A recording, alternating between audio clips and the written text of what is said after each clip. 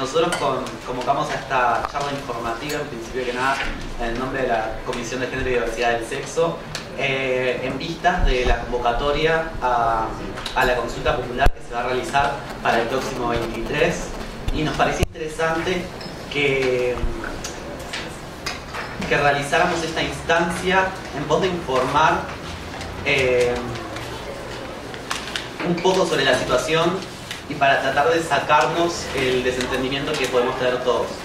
Se van a estar presentando en principio Ivana Leus de Iniciativa Sanitaria, posteriormente Alejandra López de Mujer y Salud Uruguay y finalmente el diputado Juan Carlos Sousa.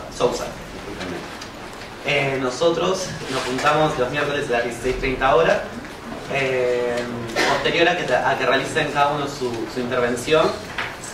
Vamos a estar realizando preguntas y respuestas. Para ello, en principio se va a hacer circular una hoja y si tienen alguna inquietud y algo que quieran consultar respecto a lo que se está hablando, en el momento lo anotan y luego se va a estar charlando y se va a poder responder a esas incógnitas, a esas cuestionantes que cada uno puede estar teniendo. Muchas gracias.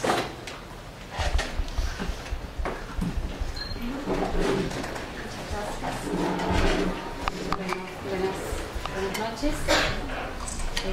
Bueno, en principio agradecerles la invitación a participar de esta instancia, que me parece fundamental poder compartir información en un momento tan clave para nuestro país. En este sentido, bueno, yo voy a hablar de Iniciativa Sanitaria, institución a la que pertenezco desde su origen. No está funcionando. No está funcionando. No sé qué.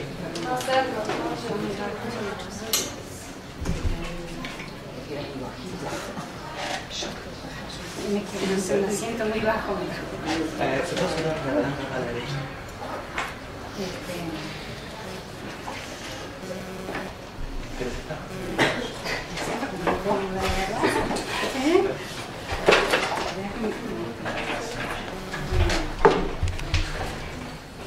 Ahora sí, ¿se escucha? Bueno, en esta instancia nos parecía fundamental para compartir y entender en qué caso soy, hacer un breve contexto, una breve reseña histórica. Creo que es fundamental para situarnos y mirar en perspectiva esta situación.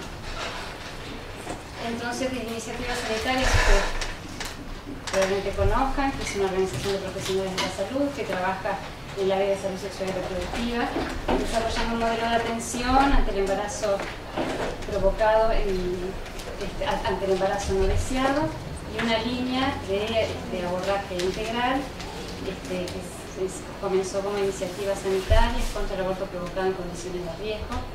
Una línea que fue posible trabajar en el marco legal que teníamos, en que el aborto era una ley restrictiva, ¿verdad?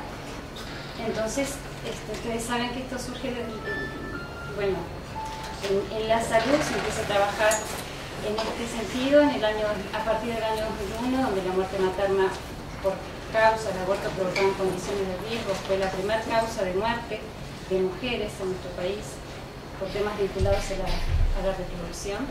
Y a partir de ahí surge esta estrategia con el concepto de trabajar, poder intervenir los profesionales de la salud antes y después del aborto, siendo el aborto en sí las intervenciones en ese momento algo ilegal, pero sí fue posible avanzar en estos otros ámbitos. De esa manera y con algunos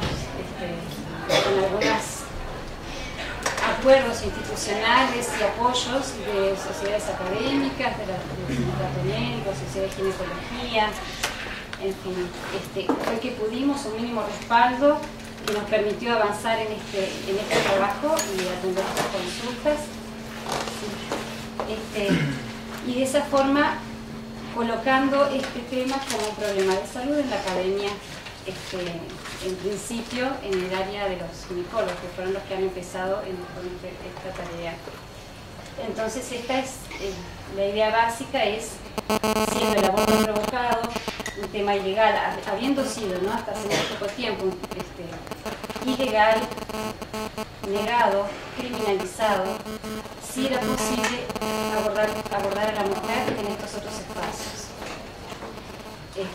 Desarrollando conceptos fundamentales como son los valores profesionales, la ética, la confidencialidad, elementos fundamentales para desde los profesionales poder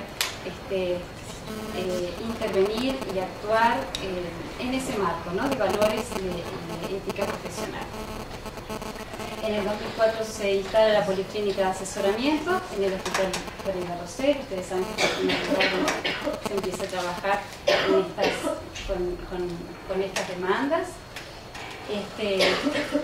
con este modelo de atención.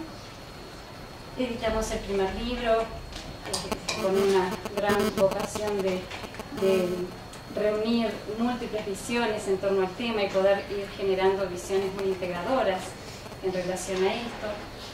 Sí. Y en el año 2004 se aprueba la normativa 369/04, ordenanza ministerial, que pasa a ser que es la guía clínica de atención ante estas circunstancias. Eso pasa a ser una ordenanza ministerial. Tiene el valor de ordenanza, no de ley, pero sí permitió poder avanzar con un marco, ¿no?, con ese marco legal, donde se habilitaba este tipo de atención, no lo obligaba, pero sí se podía, ¿no?, los profesionales comprometidos podían trabajar dentro de este marco. Eso permite seguir avanzando y a través de proyectos poder descentralizar esta atención a distintos centros del país, del interior y de Montevideo, a través de un proyecto que permitió desarrollar mucho el trabajo y difundirlo y generar muchos datos, lo que siempre fue un elemento fundamental para poner en la mesa las realidades, ¿no?, de cómo se procede, de números que permitieron dar cuenta de la atención y dar cuenta de los beneficios de esta estrategia. También hay algunos ejemplos de difusión de algunos centros en los que trabajamos, donde las propias personas y profesionales de los centros hacían sus propias folleterías para difundir sus servicios. Y entonces empieza a trasladar esta forma de intervención al primer nivel de atención. Sí. En el 2007 se crea el Servicio de Salud Sexual y Reproductiva. Este es el primer centro entonces del país. También el hospital pasa de policlínica a servicio, donde se incorporan otras prestaciones como ser anticoncepción, sexualidad, violencia, y siendo entonces el abordaje ante el embarazo no deseado una de las prestaciones. Eso bueno, hace que quienes concurren a estos servicios pueden venir por diferentes razones. Entonces, bueno, tener una atención integral en estos temas, donde se amplía la gama de áreas a atender, y que para quienes concurren por un embarazo no deseado no se sientan como estigmatizados, porque, bueno, quien va allí va a abortar, ¿no? Eso también es importante. En ese año se publica el segundo libro, que también vienen siendo elementos bien importantes de difusión. Y en el 2008, como saben, se aprueba la ley 18.426, recordada por la ley que vetó Tabaré Vázquez, el artículo relacionado con la despenalización del aborto, pero en la que sí quedó integrada la ordenanza 369. Además de otra cantidad de puntos muy importantes que avancen lo que son los derechos sexuales y reproductivos. Esta ley se reglamenta 2 años después y se generan guías clínicas para la implementación de servicios. A partir de ahí es obligatorio en todo el país generar servicios de salud sexual y reproductiva. Las guías, bueno, como tales, pautan cómo se tienen que conformar, qué profesionales, qué roles cada uno, la articulación con la institución, con la comunidad, en fin. En ese año también el Ministerio realiza una serie de cursos de capacitación a muchos profesionales de Montevideo y de todo el país país, en las que los equipos docentes de iniciativas sanitarias han colaborado, y así se traslada y se incorpora a los servicios esta práctica. La ley. Y hoy estamos, desde hace pocos meses implementando la ley 18.987, ley de IBE, reglamentada un mes después, y en la que sobre la que se hacen las guías clínicas y el manual de procedimientos. Son elementos fundamentales que permitieron que una ley tan engorrosa y tan difícil de poder ver en práctica pudiera aterrizarse a lo que es un servicio de salud, un centro de salud. Entonces, cómo ajustar en base a estos límites, al alcance que tiene la ley, qué movimientos y qué articulaciones es fundamental dar para poder realmente implementarla y que las mujeres puedan acceder a este servicio en este marco. Entonces, estas guías clínicas son muy claras, requieren una capacitación y requieren un compromiso de los profesionales, que además de un compromiso ético es una actuación legal. O sea que hay un tema legal por lo que hay que proceder de esa forma. Entonces, con la ley podemos entonces pasar desde esta concepción del antes y después, también podemos intervenir en el durante. Podemos entonces acompañar a las mujeres que están en esta situación, también apoyando el proceso durante la interrupción. Saben que previo a la ley había un asesoramiento integral previo. Las personas después debían conseguir, como pudieran, aquel medicamento sobre el cual se le había asesorado, que era de menor riesgo, y, para llevar a cabo su decisión. Debían conseguirlo de forma clandestina, ¿no? En el marco de la ilegalidad, situaciones que las colocaba en riesgo. O sea que había un apoyo y se les daba muchas herramientas para transitar con seguridad, pero en ese espacio estaba absolutamente limitada. No se podía visitar, y eso era también un punto importantísimo, un punto muy difícil para los profesionales que intervienen en esta atención, llegar al punto de decir, la receta no te la puedo dar, pero tú buscarás tus redes, ¿no? Poder apoyarla, que ella busque sus propios recursos, pero ese era nuestro límite y debíamos respetarlo, porque todo el abordaje estaba sostenido en poder que se cumpliera de esta forma. A partir de la ley también se receta el misoprostol, se receta la medicación. Hay otro asesoramiento y otro acompañamiento diferente, donde los profesionales podemos estar en el durante también, y la mujer tiene un mayor apoyo, y puede comprar la medicación como cualquier medicamento en la farmacia con un ticket de medicamento común. Acerca del después, la ley no incluye una atención posterior a la interrupción, pero las guías y el manual de procedimientos así lo toman,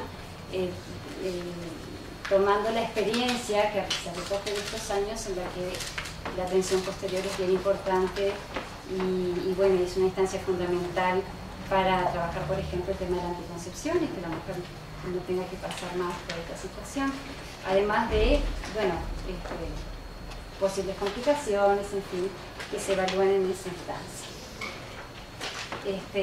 Entonces, después de esta ley, para implementarla, se hicieron jornadas. El Ministerio organiza jornadas a decisores y a gestores institucionales en un primer lugar, y después se capacitan alrededor de 70 ginecólogos y de 180 profesionales del área de salud mental para llevar a cabo su rol en esos equipos multidisciplinarios que prevé la ley. Enfoque que de alguna manera, si bien tiene hasta cosas contradictorias la ley, de alguna manera sí recoge la perspectiva con la que veníamos trabajando, que tiene que ver con un enfoque de derechos, de empoderamiento, de cambio de relación sanitaria, ¿no? De pasar de una relación paternalista, donde se espera la obediencia del paciente, a pasar a una relación empoderante y de promoción de ejercicio de los derechos. Y bueno, y están también estipulados cuál es el rol de cada uno de los técnicos que integran ese equipo. Y también de este equipo se ha hablado a veces como o algún aspecto de la ley puede hacer pensar como equipos disciplinantes, ¿no?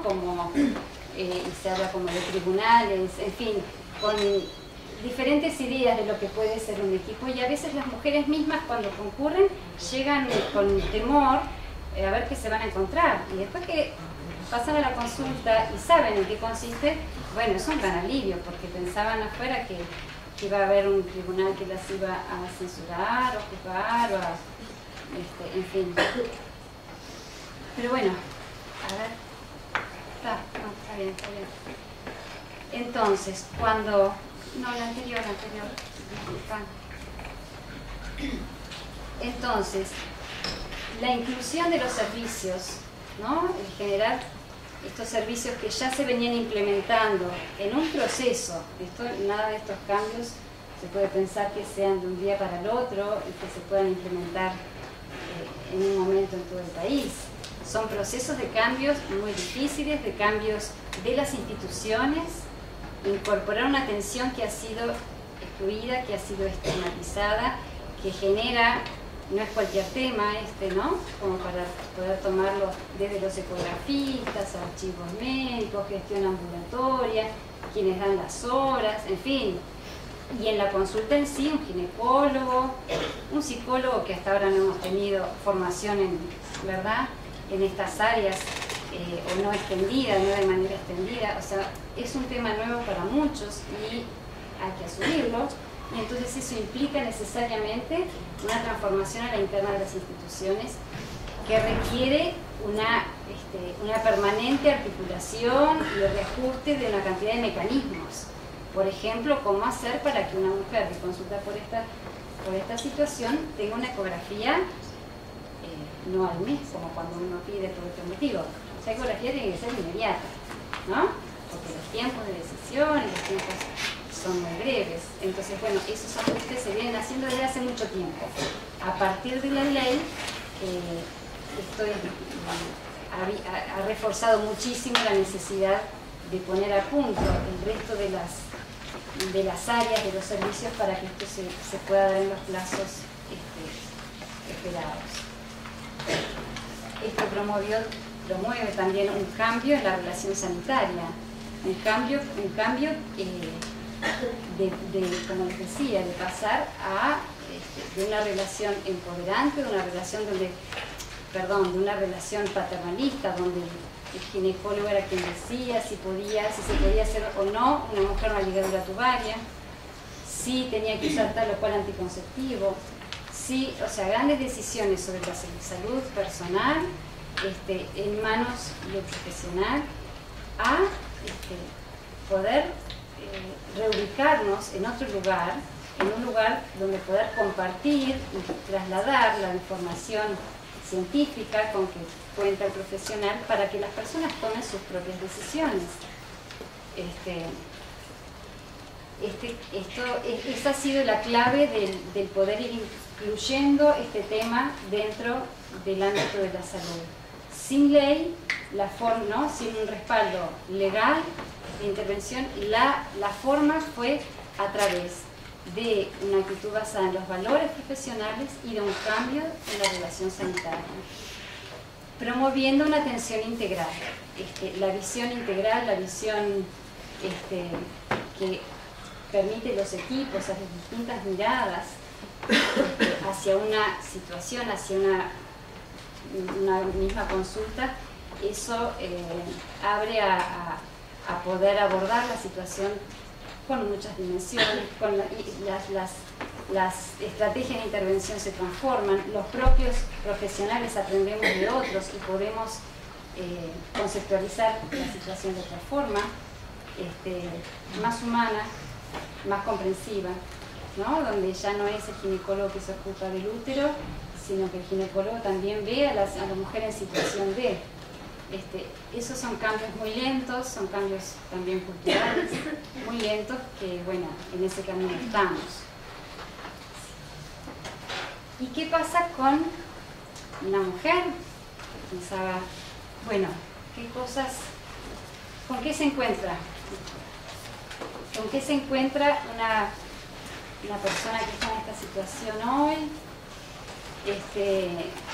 ¿Con qué cuenta? Y aquí hoy nos encontramos con una, como siempre, una variedad de situaciones. Lo que sí vemos que después de la ley la gente está más informada. La gente recurre, muchas veces habiendo leído la ley, va a un centro de salud, va a una emergencia, va a su médico, va al médico de familia, o sea, se recurre, es un lugar donde recurrir cuando pasa esto. Antes no era así, llegaba después de dar muchas vueltas por otros lados. Esto es algo que vemos que está sucediendo. Ante esa primer consulta, bueno, depende, según la ley, en la primera consulta debe recibir información sobre la ley, los primeros estudios, ¿no? Si la recibe un médico, una partera, para el alcance de la ley, las alternativas, ¿no? Se conversa sobre su situación y se mandan determinados estudios clínicos para esa segunda consulta, que es la que va a estar vista por un equipo interdisciplinario, que puede ser simultáneamente o puede ser en distintos ámbitos, pero sí articuladamente. Eso es uno de los requisitos de la ley. Así como el tiempo de reflexión. Esto también se le informa desde un principio, que a partir de ahí hay 5 días de reflexión. Nos encontramos con muchas veces las personas, cuando están muy resueltas, 5 días de reflexión, para que yo ya pensé esto, ¿por qué tengo que seguir pensando? Bueno, también nos encontramos con que a veces los 5 días de reflexión no alcanzan, porque esto es muy individual, es muy personal. A veces necesitan aclararse cuál es la fecha límite de interrupción, que es un dato que se ubica, se coloca en los formularios, en una serie de formularios que están hechos y bueno, donde hay que ajustar y colocar una cantidad de datos. Hay una fecha límite que son las 12 semanas y 6 días. Dentro de ese margen ella puede realizar la interrupción en un marco legal. Y bueno, y otras veces necesitan saber muy bien cuál es ese margen, porque esos 5 días no alcanzan. Porque son muy variados los motivos por los que las personas toman esta decisión. También decimos que el hecho de concurrir a asesorarse por este motivo no implica un compromiso de interrupción, es un proceso de asesoramiento para que lleve a cabo la mejor decisión que crea para sí en ese momento de su vida. Entonces, eso también a veces quita presión, ¿no? Porque hay como imaginarios de en qué consiste este lugar, ¿no? Es fundamental garantizar la continuidad en la atención. En cada una de las entrevistas, de las consultas, la persona teniendo en la primera instancia sus formularios, y eso es algo que deben exigir, eso es algo que viene cambiando, pero desde el inicio ahora ya vemos cambios. Antes había médicos que en la primera instancia le daban las pasaban para que las atendiera el equipo del servicio de salud sexual y reproductiva.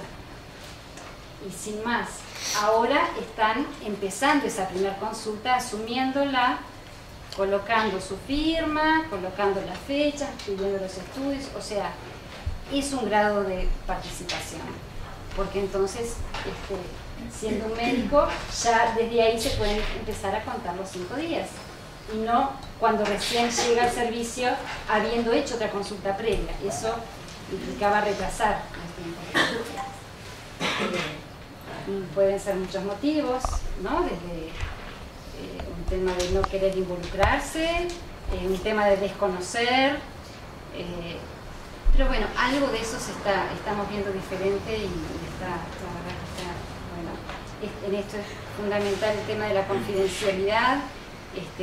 Muchas veces no les importa que esté en la historia clínica, otras veces piden que no. En el interior es un tema clave porque, como saben, en el interior la confidencialidad funciona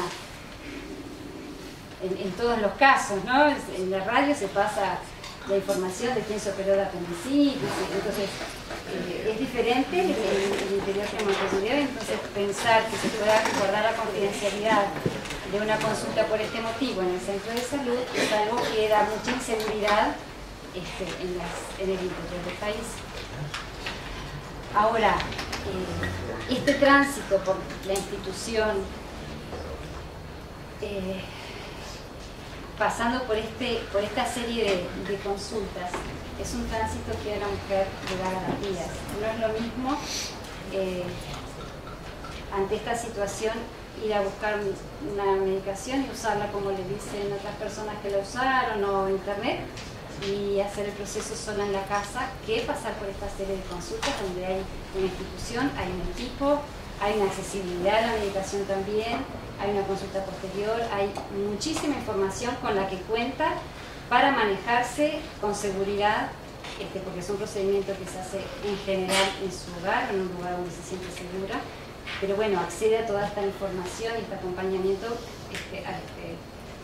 consultando en su centro de salud. Sí tenemos dificultades, como todos procesos de cambio importantes que implican cambios de conducta, cambios de ley, poder tomar estos temas en la sociedad y bueno, y lo que son las prácticas, con una historia de práctica hegemónica desde la medicina, necesariamente hay dificultades que se van enfrentando. Unas son la falta de recursos humanos. Hay lugares donde hay objeción de conciencia. Entonces, objeción de conciencia. La objeción de conciencia son aquellos médicos, solamente son quienes pueden hacer la objeción de conciencia, y solamente en la consulta en la que se receta la medicación, no en las anteriores. En las anteriores no se admite la objeción de conciencia, es solamente informar, enviar esas órdenes de estudios clínicos. La única que es admisible es cuando se receta la medicación. En algunos lugares es un problema, entonces, bueno, se ha tenido que articular para que en otro centro de salud esa persona, habiendo tenido el primer proceso asistencial, pueda concurrir a ese otro lugar donde sí un ginecólogo pueda continuar su atención. Y en ese sentido se han hecho muchos esfuerzos justamente de articulación. No en todos lados se pudo contar en el inicio con un equipo formado con ginecólogo, psicólogo y asistente social. Es un nuevo lugar para los psicólogos, un nuevo lugar para los asistentes sociales. Los asistentes sociales participaban muy poco en lo que eran estos procesos. Los psicólogos sí, de la iniciativa sanitaria sí, integrando equipos, tenemos otra trayectoria y hemos compartido mucho la experiencia. Un elemento fundamental y que tiene que ver con todos, ¿no? Un elemento fundamental que es el estigma. El estigma hace que las personas, es una barrera para consultar. A veces van porque les cuesta ir por vergüenza.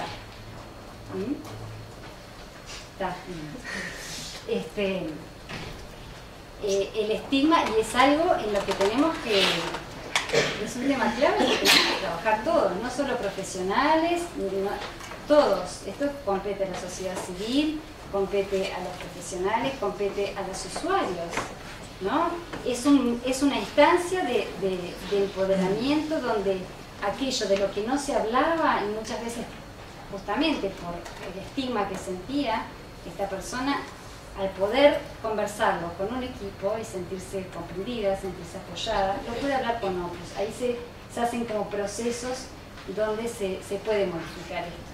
Pero que cuando las mujeres vienen ya con información, ya conociendo sus derechos, ya, bueno, como pudiendo compartir su situación, pueden buscar ayuda de otra forma. Bueno, estos son algunas de las cuestiones claves que vemos como grandes dificultades en esta etapa. Y bueno, esto es solamente les traje algunos folletos que están a la entrada. Este último salió hoy y tiene que ver con una articulación de una red integradora de efectores públicos de salud, donde justamente da cuenta de la articulación, por ejemplo, de BPS, Intendencia, Sanidad Policial, Sanidad Militar, con lugares concretos y fechas de atención, donde las personas pueden hacer su circuito asistencial con continuidad. Entonces, desde iniciativas sanitarias, los profesionales de la salud están en los servicios, junto a las mujeres, junto a las usuarias, defendemos este avance legislativo ya implementado y en beneficio de la autonomía de las personas. No queremos retrocesos, necesitamos avanzar todos hacia la justicia social que merecemos y entendemos que el derecho a la salud no se plebiscita. Gracias.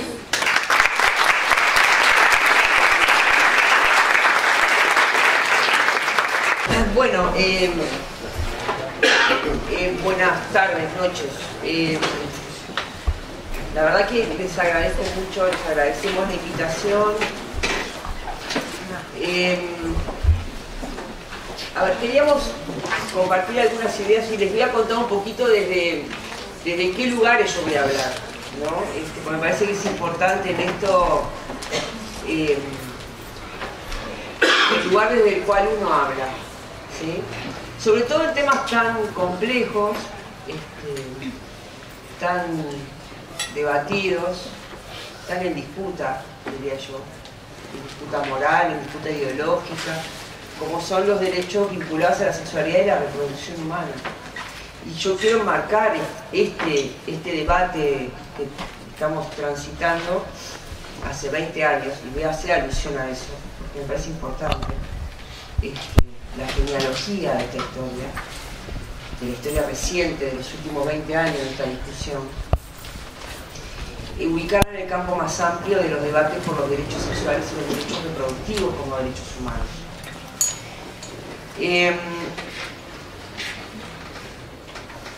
Y voy a hablar de eso para enrabarlo desde dónde yo voy a hablar, que tiene que ver con mi doble trayectoria, con una pata en el activismo social feminista, en una organización como el MISU, Mujer y Salud en el Uruguay, la organización pionera en los temas de derechos sexuales y reproductivos en nuestro país, creada en el año 95, pero con antecedentes de organizaciones compañeras que veníamos de otras organizaciones sociales, y de mi inserción académica, porque yo soy profesora agregada de la Facultad de Psicología, donde dirijo un instituto que es el Instituto de Psicología de la Salud, donde tenemos un programa de estudios de género, sexualidades y salud reproductiva, y donde investigamos sobre aborto con el apoyo de la Comisión Sectorial de Investigación Científica desde el año 2001, en proyectos de investigación más desarrollo, en varios temas vinculados a aborto en mujeres, en varones, en profesionales, con una enorme producción escrita, tanto en MISU como en la universidad, con respecto a estos temas.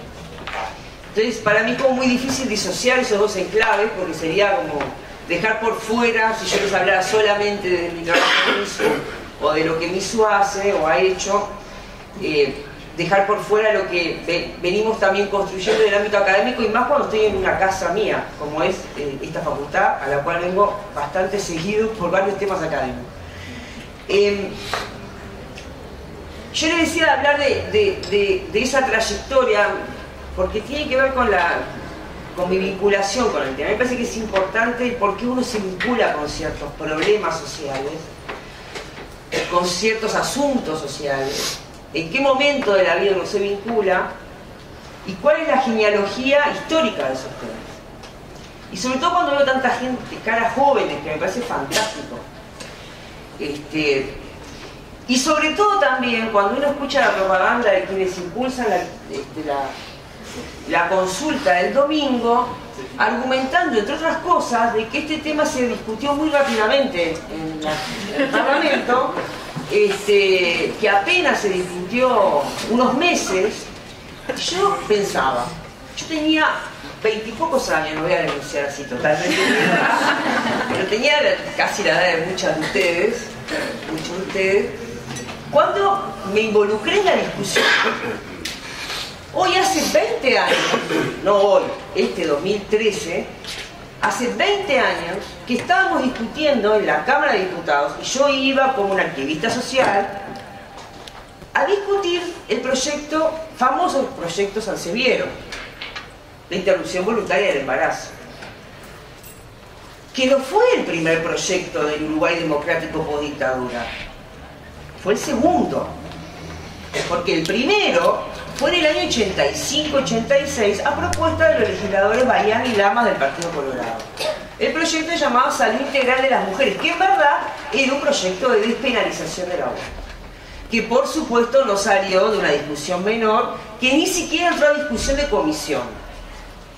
¿Cuál era el gran paso en la siguiente legislatura, la legislatura del 90-94? Es que se había logrado un proyecto de interrupción voluntaria del embarazo, impulsado, liderado por legisladores del Frente Amplio, pero firmado por legisladores de todos los partidos. Hay que leer la lista, ¿no? Analía Pinelúa, para tener memoria, ¿no? Porque si no parece que no hay historia en esto. Ope Pasqué, vamos a pasar una larga lista, que fue el primer proyecto que se trató en comisión. Porque ninguno había llegado ni siquiera a comisión, menos a plenaria de Cámara. Llegó a comisión de bioética en ese momento. Se aprobó en comisión de bioética y nunca llegó a la discusión en la plenaria. Pero ese proyecto fue la base de la discusión del proyecto 98. Otra versión en la siguiente legislatura, porque si hay algo que hemos tenido es perseverancia. Sí. En eso toda la legislatura íbamos de nuevo, por una nueva batalla, porque si hay algo que hay que tener claro es que, ustedes lo saben, que los derechos no son concesiones, que el reconocimiento, los derechos son inherentes, pero el reconocimiento de los derechos humanos son conquistas humanas y son luchas. Y por lo tanto, si uno se queda tranquilo, tranquila, porque bueno, tenemos matrimonio igualitario, o tenemos la ley IBE y ya, no nos moverán, ojo, porque estos temas en todo el mundo, vean lo que está pasando en Francia con la discusión de matrimonio igualitario, veamos lo que pasa en Latinoamérica con la discusión de aborto, en todos los países estos son temas de disputa moral, de disputa ideológica. Y hay fuerzas muy poderosas, porque sostienen modelos de sociedad, modelos de familia, modelos de mujer, de varón, de maternidad, de paternidad, etcétera, etcétera, que no están dispuestos a conceder un reconocimiento de derechos, en este caso de los derechos de las mujeres concretamente, porque lo consideran un retroceso en sus modelos de familia. Entonces, en el 98 hubo un nuevo proyecto, o una diputada y la comisión bicameral femenina que se había comenzado a instalar en ese entonces, que impulsó un proyecto que ni siquiera ingresó a Cámara. Después tuvimos el famoso proyecto 2002, que seguramente algunos de ustedes recuerdan, aunque ya tiene 11 años, que fue aprobado en diputados y que cuando ingresa al Senado se pierde por un voto, en el 2004. Ese fue el proyecto que desde el movimiento social y la articulación de organizaciones sociales, sindicales, académicas, que fuertemente impulsamos ese proyecto, dio lugar a la mano naranja, el símbolo que hoy todos identificamos como un símbolo de la campaña, el color, la mano, el voto a favor. Lo ideamos en el 2003-2004 y la lanzamos en el acto del 1 de mayo del 2004. En una fuerte articulación de organizaciones sociales, porque hay algo en esto que es clave, que tiene que ver con cómo nos articulamos los distintos actores sociales, sindicales, académicos, profesionales, artísticos, políticos, para sostener e impulsar una agenda que tiene estas características de ser, estar en tensión permanente. Allí, cuando fue el debate 2002-2004, yo no sé si aquí probablemente algunos de ustedes, porque hay algunos que no son tan jóvenes, recordarán, fue un escenario muy complejo de discusión. Yo me acuerdo cuando salíamos a las 4 de la mañana o 5 de la mañana de la Cámara de Senadores, en una discusión que fue, yo no sé si vos que estás en el Parlamento, si es que diera las actas parlamentarias del 85 hasta ahora, de todo lo que se ha escrito y discutido a nivel parlamentario nomás, ni siquiera de las producciones académicas, sociales, profesionales, solo debe haber miles y miles de hojas. El problema es que la sensación que a veces uno tiene es que cada legislatura parece que se parte de cero, que no hay un acumulado histórico de discusión, de argumentos, una y otra vez puesto al servicio del debate político y social. Salimos a las 5 de la mañana, me acuerdo que salíamos con algunas senadoras frente amplistas, Perkovich, Xavier, que en ese momento eran las caras visibles de ese proyecto, y no pudimos salir por 2 horas del Parlamento. Y no pudimos salir porque el Parlamento estaba rodeado de una manifestación que agredía, que nos gritaba brujas a la hoguera y que en la cual no podíamos salir del Parlamento. Tuvimos cerca de 2-3 horas para poder salir del recinto parlamentario. Esto fue el corolario de una discusión muy virulenta que se generó, en donde yo recuerdo claramente que estábamos muy preocupados quienes impulsábamos la ley de defensa de la salud reproductiva, así se llamaba ese proyecto, por cuidar a la gente que estaba manifestándose a favor de la ley en los alrededores del Palacio, porque en determinado momento se genera una situación de provocación que era muy difícil de manejar por la agresividad que y las estrategias que se observaban, que se veían en los alrededores del Palacio. Ese fue el proyecto 2002-2004, legislatura 2000-2004. Estoy pasando legislaturas, ¿no? Vamos a la del 2005.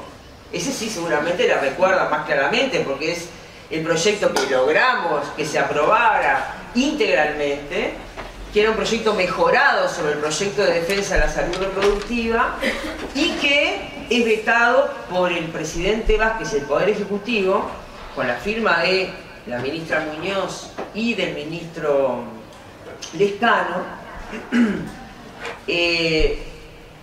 vetado en 3 de los 5 capítulos, porque no era un artículo de aborto, eran 3 capítulos sobre aborto. No se palan ellos. Es decir, el proyecto de defensa a la salud sexual, al derecho a la salud sexual y reproductiva, que hoy es la ley 18.426, la que finalmente se promulga, en realidad fue amputada severamente. no solamente desde el punto de vista simbólico, político, de reconocimiento del derecho, sino también desde el punto de vista sustantivo. Es una ley que sobre el paradigma de la integralidad de la salud sexual y reproductiva y del reconocimiento de los derechos sexuales y reproductivos como derechos humanos, colocaba el derecho de las mujeres a decidir sobre la interrupción de un embarazo antes de las 12 semanas y establecía una serie de características, digamos, a lo largo de esos 3 capítulos. Esto fue un golpe muy duro, vamos a decir las cosas como son. Es decir, para el movimiento social, para quienes trabajamos en el ámbito académico, impulsábamos que se sacara declaraciones, desarrollábamos investigación, ese resultado político del 14 de noviembre del 2008 con el veto a la ley fue un golpe muy duro, del cual nos costó mucho recuperar energía, fuerza social, fuerza política para recomponer fuerzas y decir vamos de nuevo en el 2010. Porque en realidad fue un acto de arbitrariedad política, con un gran costo, creo yo, para la fuerza política frente a. Creo que estas cosas no son inocuas y la presencia de Vázquez en la Universidad de Montevideo hace no mucho tiempo atrás dio cuenta de lo que irrita eso, por lo menos a cierto sector de los votantes frente amplistas y al movimiento social que aboga en la defensa de estos derechos. Estos temas no son inocuos, ni para un lado ni para el otro, es decir, son temas sensibles, parteaguas, y que, claro, pueden tener costos políticos, que no se traducen en el voto, porque también eso hay que decirlo. De hecho, luego no afectó el triunfo del Frente Amplio en su segundo periodo de gobierno. Pero no son asuntos que en la vida cotidiana de la gente sean temas marginales.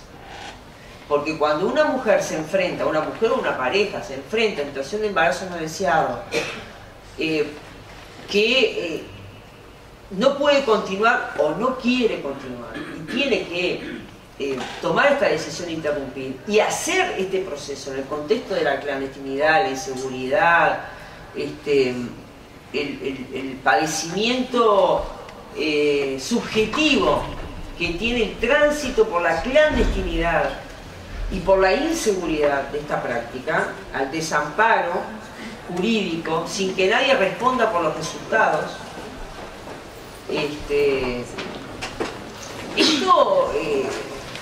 para las personas o la persona que ve esta situación en ese momento se transforma, me parece, están todos parados ahí, muy incómodo, ¿no? A ver, pasen. Hagamos unos minutos para que se puedan instalar. Entonces, les decía que para las personas, las decisiones sobre sexualidad y reproducción, o la vida sexual y la vida reproductiva, son centrales en la vida cotidiana, no son temas menores, temas marginales. Entonces, el pensar que estos temas políticamente no tienen costos, o son marginales, es una ceguera política de entender qué pasa en las sociedades modernas.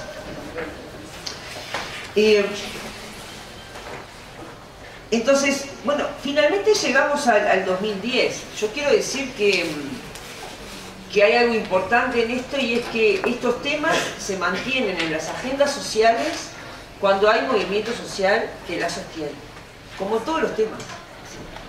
Cuando el movimiento social, las múltiples organizaciones con más o menos niveles de articulación,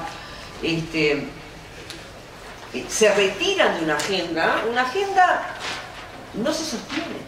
Por eso es tan importante que haya estos espacios acá en los centros educativos, en los sindicatos, en las organizaciones barriales, como está plagado de reuniones en estos días, porque está todo el mundo tratando de pensar hacia el 23 o de generar movimiento hacia el 23, entre otras cosas porque los movimientos sociales que sostenemos, o los movimientos sociales y los académicos sostenemos estas agendas, no tenemos recursos para hacer campaña mediática, ¿no? Se habrán dado cuenta de lo que ha sido el bombardeo que eso significa mucha, pero mucha plata. Mucha plata, la pauta televisiva y radial que han hecho la Comisión Pro Derogación de la Ley IBE, que así se llama. Entonces, digamos, hablemos de las cosas por su nombre, para qué es la consulta del 23, ¿no? Digamos con honestidad intelectual que este tema viene siendo debatido hace 20 años en la sociedad uruguaya, que la sociedad uruguaya, todas las encuestadoras de opinión pública, Factum, Cifra, Radar, Equipos Mori y otras menores, todas a quienes los actores sociales, políticos de la ciudadanía le prestamos tanta atención cuando están dando los puntajes de los candidatos, hace 20 años, en el 93 Factum hizo de sus primeras encuestas, que muestran una tendencia consolidada, sostenida de la ciudadanía uruguaya a favor del aborto legal. Preguntado por todas las rutas de posibilidades de preguntas, por causales, por derechos, por semanas, por donde le preguntan. Y un 28% más o menos en contra de la ley. Y un 5% que no tiene opinión. Es decir, es absolutamente baja el porcentaje de la población uruguaya que no tiene opinión sobre el tema. Y esto, Factum y Cifra y cualquier encuestadora puede decir claramente que eso tiene que ver con una opinión consolidada en una sociedad, que no está, esa postura no está atada a los vaivenes políticos o a la opinión de los líderes políticos o de los líderes sociales. Tiene una posición consolidada en el tiempo. Y si ustedes ven los estudios, y tenemos varios, que incluso algunos están sistematizados, ven las líneas de tendencia. De hecho, un encuestador hace poco tuvo que ratificar sus encuestas porque había manipulado información claramente a la luz pública, diciendo de que había una clara voluntad de la gente de ir a votar el domingo, y después tuvo que salir a decir, no, bueno, la posición a favor del aborto legal sigue estando en los guarismos de encima del 52% en Uruguay.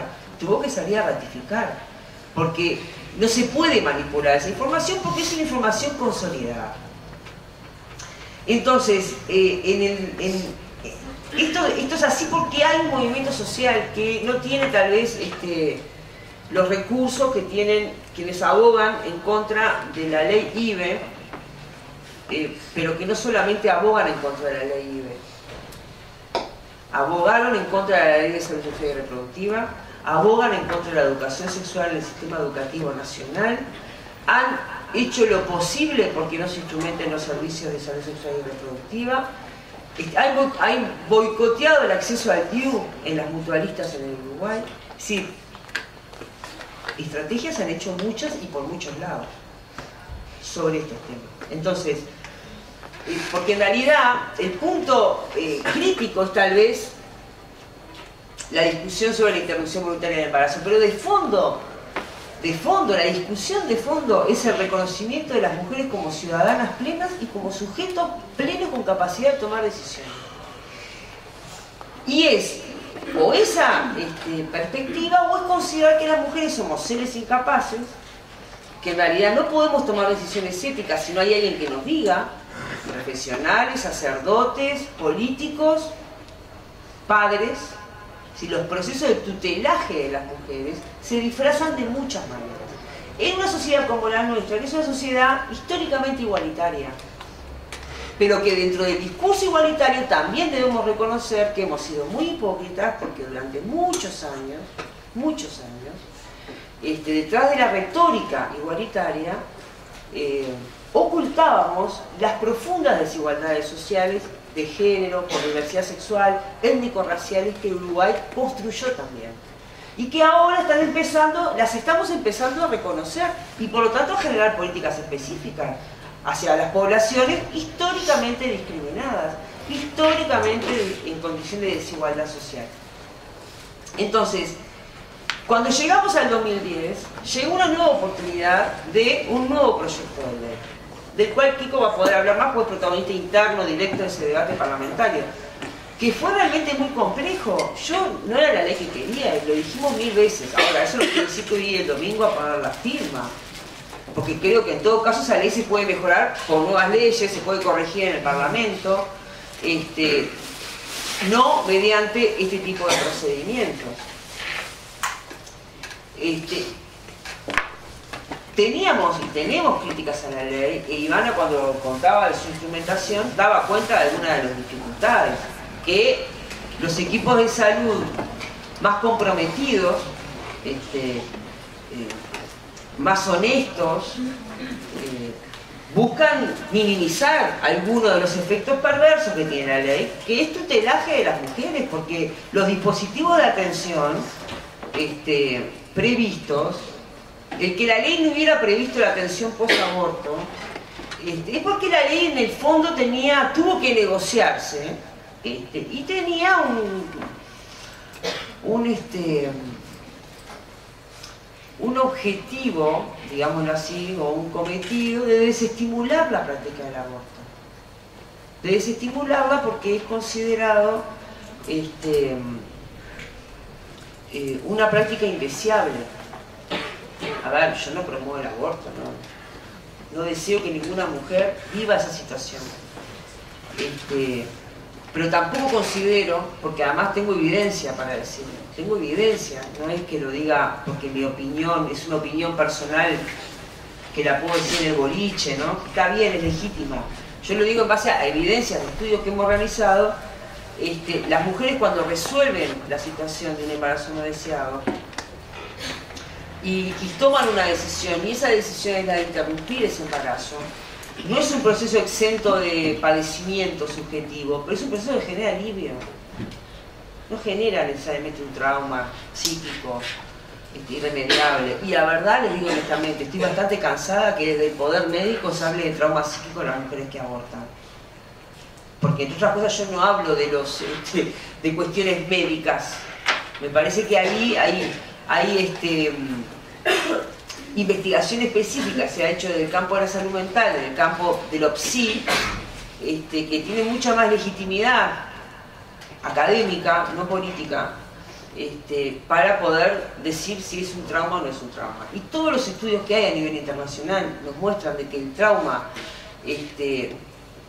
posaborto, psíquico posaborto, el síndrome traumático posaborto, así definido desde algunos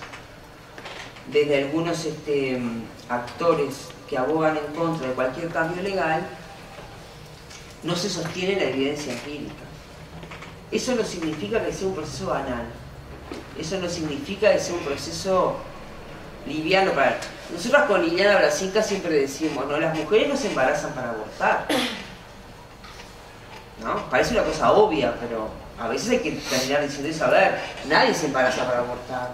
Si una mujer se embaraza es porque han pasado muchas cosas, como decía Iván. Y si quiere interrumpir un embarazo, en primer lugar, yo pienso que tiene todas las condiciones para tomar esa decisión. Tenga más educación, tenga menos educación, viva la pobreza, es la única persona que puede decir si está en condiciones o no de sostener ese embarazo. Si lo quiere sostener o no lo quiere sostener. Obviamente que ese proceso de decisión, cuanto mayor información, va a estar mejor sostenido, pero la información no es solo lo que hace la decisión. Hace la historia, la biografía, las trayectorias reproductivas, los modelos familiares, hacen los apoyos sociales, los contextos barriales, todo eso hace el proceso de toma de decisión, no solamente la información. Porque si yo pienso que la información, solo la información, transforma mi visión sobre las cosas, pienso en un proceso cognitivo mecánico, no mediado por una serie de dimensiones que se ponen en juego y que hacen que yo sé que los anticonceptivos existen, y eso no significa que necesariamente los use. Y usted me dice, ¿y por qué no los usa? ¿Por qué no los usa si sabe que existen? Y bueno, porque entre la información y la apropiación subjetiva y el ejercicio de un derecho hay un largo camino. Si no, seríamos máquinas. Y en lugar de dar clases, repartiríamos folletos. Y en lugar de dialogar con la gente, hacemos una web y con eso resolvemos la información. Si es un tema de información, ¿no? Sería tan sencillo. Yo te digo, esto es agua. Con eso alcanza para que vos tomes todos los días 2 litros, ¿no? No tomamos 2 litros de agua. Entonces, ese es un mecanismo que tiene que ver con la subjetividad, que no es lineal. No es lineal. Trabajamos en esta ley, los resultados en la ley que tenemos, perfectible, pero es una ley sobre la que nosotros pensamos que, bueno, se avanza. No aplaudimos cuando, ni festejamos, y eso Pico lo sabe, no festejamos cuando se aprobó, porque pensábamos que había condiciones para ir a más. Pero bueno, finalmente Kiko dirá en lo que se pudo, y yo sé que van a decir eso porque también sé que han trabajado mucho para eso, ¿no? Ahora estamos en este escenario, ¿no? Uno dice, bueno, esta ley que no es la ley que todos queríamos, bueno, es la ley que tenemos que obviamente defender, porque si no es esta ley, ¿qué es? ¿Qué es lo que estamos discutiendo camino al 23? Si no es esta ley, ¿qué es? ¿La clandestinidad? La compra de las redes sociales, y no me refiero a las redes sociales de internet, a los contactos sociales del misoprostol, a precios lucrativos, sin que nadie responda por los resultados. Es la ordenanza 369, que fue un paso en su momento, pero claramente insuficiente, de intervención, como decía Iván, en el antes y en el después. Una intervención para prevención del riesgo, pero no de garantización de derechos, porque no es posible garantizar un derecho si el aborto es un delito. Está condenado penalmente. Si las mujeres cometen un delito cuando lo practican. Y por lo tanto son plausibles de pena. Y la pena es la cárcel. Que luego se procesen pocas es otra historia. Y eso porque los jueces, dentro de todo, han sido bastante piolas en sus 70 años. Pero si hay un juez que activa para perseguir mujeres y para perseguir el delito de aborto, las mujeres marchan presas. Punto. A ver si nos entendemos. No es... los instrumentos estaban, ¿no? Además de lo que implica de transitar por la clandestinidad, la sanción moral, el estigma, la discriminación, la falta de apoyo. Entonces yo ese escenario no lo quiero. No lo quiero. Y no voy a habilitar, yo, ni MISU, y por eso MISU hace ya muchos años ha sostenido todo el proceso, pero más concretamente ahora, sosteniendo o impulsando junto con otros actores la campaña Yo no voto y vos, la pregunta, justamente porque ir a colocar el voto el domingo es habilitar a dar el paso atrás. Porque esa es la alternativa. O es la ley que tenemos o es marcha atrás. Es la clandestinidad. Entonces, yo realmente creo que si bien son temas en disputa y son temas que hay que pelearlos y son procesos largos, como decía Ivana, que implican transformaciones culturales, yo creo que si hace un año decíamos que estamos en condiciones de ir a más, no podemos hoy aceptar que estamos en condiciones de ir para atrás. Yo creo que estamos en condiciones de ir a más. Y el ir a más será en la discusión parlamentaria, con los ajustes que haya que hacer a esta ley, cuando esta ley sea monitoreada, mirada en su mecanismo de implementación, identificar las barreras de accesibilidad de las mujeres en todo el territorio nacional, qué pasa con la instrumentación de los servicios, dónde están las dificultades para que efectivamente las mujeres accedan al servicio y no continúen transcurriendo el aborto en la clandestinidad, porque es lo que pasa, ¿no? O lo hacen en el marco de este sistema, o de lo contrario es un aborto ilegal. Entonces cualquier otra práctica de aborto es ilegal por la ley que tenemos, la ley IBE. Por lo cual hay que monitorear muy bien dónde están las barreras para la accesibilidad. Y yo porque además les digo, capaz que porque estoy un poco vieja, pero luego de 20 y pico de años estar con este tema, yo quiero construir. No quiero estar a la defensiva solamente sobre una agenda, sino quiero desarrollar los servicios, que los servicios sean de altísima calidad, que sean realmente integrales, que podamos hacer estudios, investigación, promoverlos, involucrarlos, que la ciudadanía los defienda. No ir para atrás a una mínima o a la nada, como sería una eventual derogación de esta ley si prosperara la iniciativa del 23 de junio. Por eso, 23, nosotras, quienes estamos en MISU, el equipo del programa de género de la facultad tampoco, hemos venido insistentemente planteando que no vamos a ir a votar, y también, de paso, yo aprovecho a invitarles a que no lo hagan.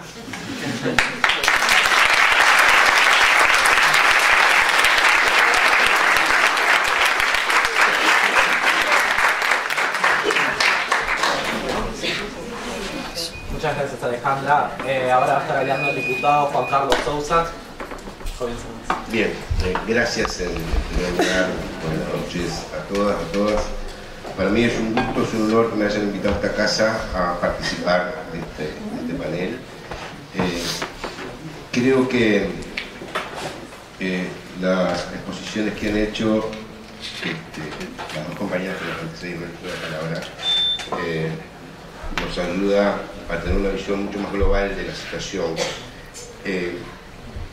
que emerge después de estar vigente la aplicación de la ley, las dificultades y los nudos que tienen. No hace un año aún de la vigencia de esa ley, por lo pronto tampoco tenemos la posibilidad de tener un reglamento y un estudio que permita definir claramente, con claridad, cuáles son los ajustes, cuáles son los perfeccionamientos que hay que hacer de este instrumento legal. Pero sin duda, en un corto plazo va a ser posible contar con eso. Me pareció muy bueno, me pareció brillante que Alejandro hiciera esa contextualización histórica del proceso de la discusión de este tema. Porque si acá hay mucha gente joven, habla de un periodo de 20 años o más de esta discusión, creo que eso es un primer punto a significar y a destacar, que la sociedad uruguaya no está discutiendo este tema, o no ha discutido con este tema, y que es necesario parar, borrar y empezar de nuevo, porque la enorme mayoría de los uruguayos no ha tenido oportunidad de contar con información, como se dice, para poder discernir y decidir libremente en forma democrática. Yo soy político, soy parlamentario, no soy profesional, por eso el aporte que han hecho las compañeras me parece que lo hacen desde la tarea y el compromiso que tienen técnico profesional a partir del trabajo y del seguimiento de estos temas. Creo que tienen mucho más solidez para hablar sobre estos temas. Yo quiero dar un enfoque en lo que nos tocó en responsabilidad en el ámbito político. Esta ley, creo que podemos conseguir casi todos los que hemos estado en el entorno de la discusión de estos temas, no es la ley que hubiésemos deseado. Eso es un hecho objetivo y real. Yo pertenezco a una fuerza política, pertenezco al Frente Amplio. El Frente Amplio tenía otro proyecto de ley que creo que era el que reunía los más amplios consensos con las organizaciones que a lo largo de los años han venido luchando y reivindicando este tema, pero que lamentablemente no tuvimos los votos, aún siendo la bancada mayoritaria, dentro de la propia bancada para poder aprobar esa ley. Tuvimos dos compañeros legisladores de nuestra propia fuerza política que por objeciones de conciencia decidieron no votar, más allá que este era un tema que estaba incluido en el programa de gobierno que mi fuerza política, cuando hizo la campaña electoral, le propuso a la ciudadanía. Por lo pronto, el mismo programa de gobierno que obtuvo y llevó a la presidencia con Mario Tabaré. Yo creo que hay que asumir los hechos. Digo, no tuvimos la capacidad para poder aprobar ese proyecto de ley, que bueno recordar que creo que era el que satisfacía más ampliamente las demandas de quienes han trabajado a lo largo de los 20 años en este tema. Alejandro hablaba hoy de un correlato quinquenio a quinquenio de los periodos de gobierno o los periodos legislativos. Es decir, hay algunas cuestiones que la gente ignora y que tal vez vale la pena poner en el tapete para comprender algunas cosas. cuando hay una iniciativa parlamentaria, ya sea tanto de un proyecto de ley, debatido ese proyecto de ley, y si eventualmente ese proyecto de ley fracasa, naufraga porque no tiene las mayorías parlamentarias, no puede ser presentado en ese mismo periodo de gobierno, tiene que esperarse al nuevo periodo de gobierno, o sea, hay que esperar a los 5 años siguientes para comenzar nuevamente de cero todo el debate. En este raconto histórico que hace Alejandra, frustración tras frustración, estábamos ante un inminente naufragio nuevamente de este proyecto. Y en ese contexto, algunos compañeros de la fuerza política que entendíamos que no podíamos dejar morir el tema, se nos ocurrió, y bueno, y yo creo que hay un dicho que la necesidad tiene que haber hereje, de sentarnos a negociar con otro legislador que no pertenece a nuestra fuerza política, que también tenía un proyecto presentado, y solicitarles si estaba dispuesto a discutir, a negociar y ver si teníamos la posibilidad de tener un proyecto común, más allá que no fuera el que nosotros habíamos planteado. Quiero decirles que el proyecto del Frente Amplio tenía media sanción, porque en el Senado sí había sido aprobado por la mayoría. El problema fue en diputados, en nuestra Cámara. Y el proyecto que tenía presentado el diputado Iván Posadas estaba ahí en carpeta, pero no estaba siendo considerado, porque no era el que la fuerza política entendía que se debía llevar adelante. A partir de algunas conversaciones con los compañeros de senadores y diputados, les planteamos si nos habilitaban la posibilidad de sentarnos a charlar con Posada.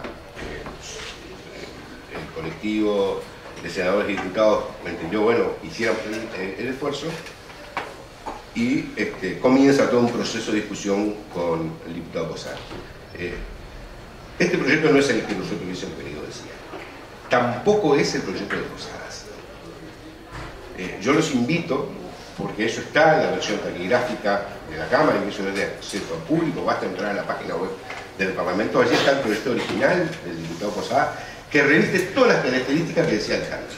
No era un tema para despenalizar, no era un tema para reconocer derechos, antes bien era un tema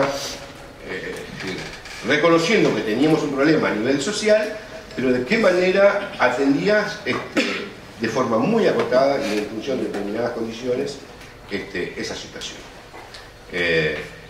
Por eso digo, este proyecto es hijo de esa estado de situación, de la posibilidad de que naufragara un nuevo proyecto y tener que esperar a partir del 2015 en adelante negociar un nuevo proyecto.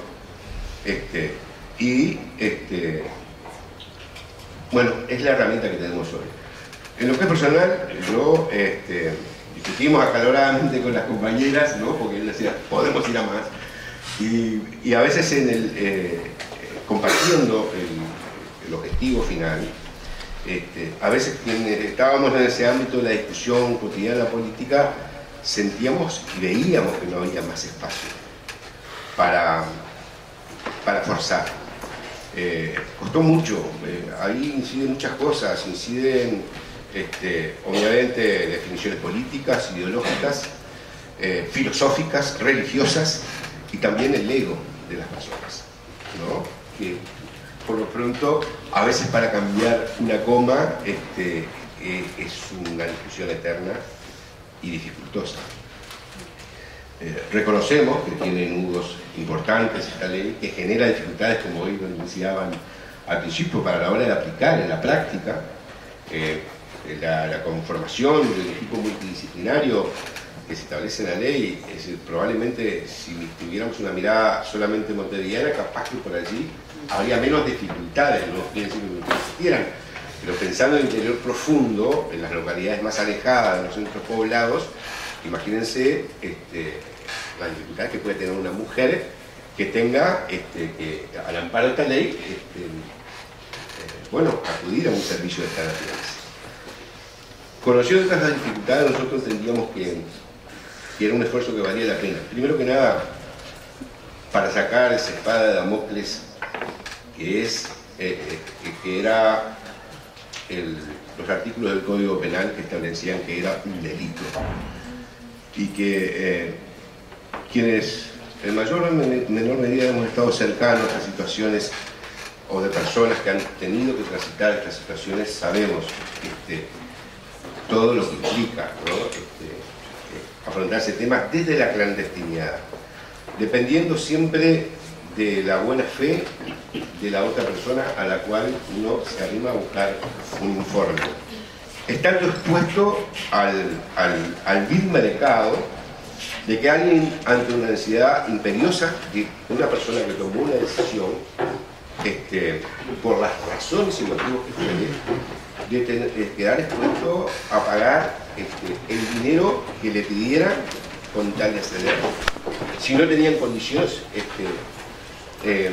económicas, era una situación realmente mucho más compleja y sin ningún tipo de seguridad, absolutamente sin ningún tipo de seguridad y de contención desde el punto de vista profesional, y de la eficacia o no del producto que lo estuvieran vendiendo, porque esto era en el mercado negro. Si se compraban las pastillas y capaz que nadie tiene por qué conocer de qué color, cómo son y el tamaño que tiene las pastillas, ¿verdad? Ni siquiera cómo se suministran. Nosotros creíamos que era imperioso eliminar esa penalización, esa judicialización que transformaba a esas mujeres en un estado de situación complejo en la vida de cualquier ser humano, en una delincuente, por lo pronto perseguible por la justicia. Personas que eventualmente en toda su vida tengan la más mínima actitud, voluntad de infringir o cometer un delito. Pero ante una situación que implica un antes y un después en la vida de cualquier persona, en la decisión que tome, la poníamos aún todavía arriba de la disyuntiva de cometer un delito y estar expuesta a ser perseguida penalmente. Alejandra decía, los jueces han sido benevolentes o piolas, ¿no? Yo creo que los jueces han sido realistas, ¿no? Porque esta sociedad ha tenido una actitud absolutamente hipócrita con este tema, ¿no? Quienes hoy demandan derogar la ley porque no la comparten, y por lo pronto es decir, dejar que siga siendo un delito penal. No son ignorantes que se daban, de acuerdo a lo que hablábamos hoy al comienzo, de un estudio allá por la década del año 2000, comienzo del año 2000, de 33.000 abortos en el país. No eran ignorantes que eso pasaba. Tampoco ignoraban que había un mercado negro, clandestino, y que había un lucro de profesionales que lucraron con eso. Entonces, desconocían esa realidad, pero no estaban dispuestos a mover un dedo para que eso dejara de ser un delito, generar el contexto, las condiciones para una contención y una atención como se merece cualquier ciudadano de nuestro país, cualquier ser humano. Es un derecho humano a ser asistido de la mejor forma y en la mejor calidad. Y sin embargo, hipócritamente miraban para el costado, capaz que muchos recurriendo a esos métodos clandestinos, pero con la posibilidad del poder adquisitivo de repente que les permitía resolver de otra manera el problema. Sinceramente creíamos que valía la pena hacer el esfuerzo para tener esta ley. Que hoy hablábamos al comienzo con Alejandra, antes de comenzar esta reunión. Seguramente tenemos que perfeccionarla. Van a haber elementos, hay un compromiso de los profesionales de la salud en este tema. Me parece que son mucho más los que están comprometidos que los que no. Y es justamente a partir de su conocimiento, de su experiencia, que podemos mejorar la función de esta ley. Yo hoy estuve grabando un debate que va a salir mañana, paso el aviso, a las 9 de la mañana en Radio Uruguay, con Pablo Abdala, uno de los impulsores de esta consulta popular. Y uno de los periodistas le preguntaba, pero ¿cuál es la alternativa a esta ley? Porque cuestionaba que esta ley tenía defectos, que no era la mejor ley. Entonces, la pregunta que dice el periodista dice, ¿y cuál es la alternativa entonces? Porque lo que ustedes están convocando es una consulta para derogar la ley. Bueno, capaz dijo, habría que traer la ley del 38, ¿no? Es decir, el aborto fue legal en nuestro país durante 4 años, hasta que llegó la dictadura de Terra y derogó la ley que habilitaba el aborto en determinadas condiciones. Ayornarla, buscar, entonces, a lo cual nos movió la pregunta, decir, bueno, pero si el tema es la forma, y no es meramente una cuestión filosófica o religiosa, podemos no estar de acuerdo con Alejandra, estamos de acuerdo que no es la mejor ley, pero podemos ponernos de acuerdo, generar el espacio, discutir y ver cómo podemos avanzar para mejorar. Ahora, no pasa por tirar la ley y que quede todo como estaba antes. Podemos hacerlo ahora ya sin iniciar ninguna consulta popular, sin ningún plebiscito. Alcanza a tener la voluntad política. El tema acá es que perdieron, sí. Pero yo creo que más que perdieron, han hecho una publicidad engañosa. Absolutamente engañosa. Cuando uno mira el spot televisivo que están pasando, parten de verdades a media. Quienes medianamente han estado cerca de la discusión y el tratamiento del tema no se comen en la discusión, pero hay mucha gente que sí. Acudieron a personajes notorios de la televisión, ¿no? Este país, vaya si miramos ese aparatito que se estrena todos los días en nuestra casa, y parten de falacias, ¿no? Decir que en un país democrático,